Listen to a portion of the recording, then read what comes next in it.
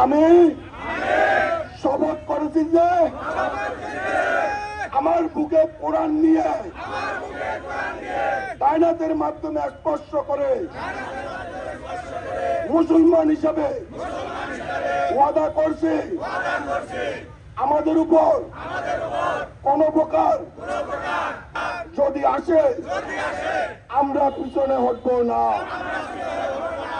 আমরা সেদিকে যাই না কেন,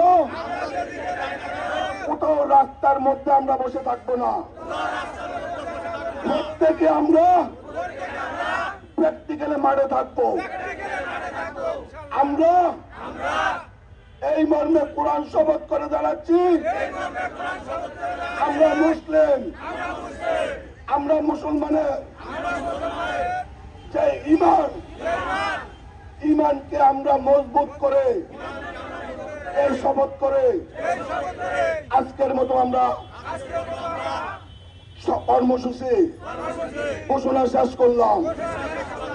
বিডিআর জিন্দাবাদ, বিডিআর জিন্দাবাদ।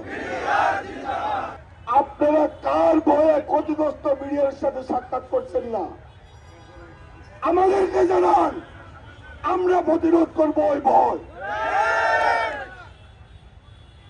আমাদের যৌক্তিক দাবি, আমাদের ন্যায্য দাবি, আমাদের অধিকারের জন্য কথা বলছি। আমরা কোন রাজনৈতিক দলের হয়ে আমরা কথা বলছি না। আপনারা কি কোন প্রকারে আপনারা রোহিঙ্গাকে মানুষ মনে করতেছেন? বাংলাদেশের জন্মগ্রহণ করা বিডিআর আপনাদের কি মানুষ বলে গণ্য হচ্ছে না? এই পর্যন্ত আমি চ্যালেঞ্জ দিয়ে বলবো, বাংলাদেশ সরকারকে এই বিডিআর সদস্য থেকে যদি কাউকে দেশের কোন অপ্রীতিকর ঘটনার সাথে যদি জড়িত হয়ে দেখেন আমাদেরকে লিস্ট দেন। চ্যালেঞ্জ দিব, এই মানবতার জীবন যাপন করার পরও কেউ কোনো বাংলাদেশের বিরুদ্ধে বা কোনো অপপ্রচারে বা অপকর্মে জড়িত হয় নাই। এই শান্ত প্রিয় বিডিআরকে ক্ষতি করার চেষ্টা করবেন না, ক্ষিপ্ত করার চেষ্টা করবেন না। এই শান্ত প্রিয় বিডিআর যদি একবার ক্ষিপ্ত হয় তাহলে কিন্তু সামাল দিতে পারবেন না।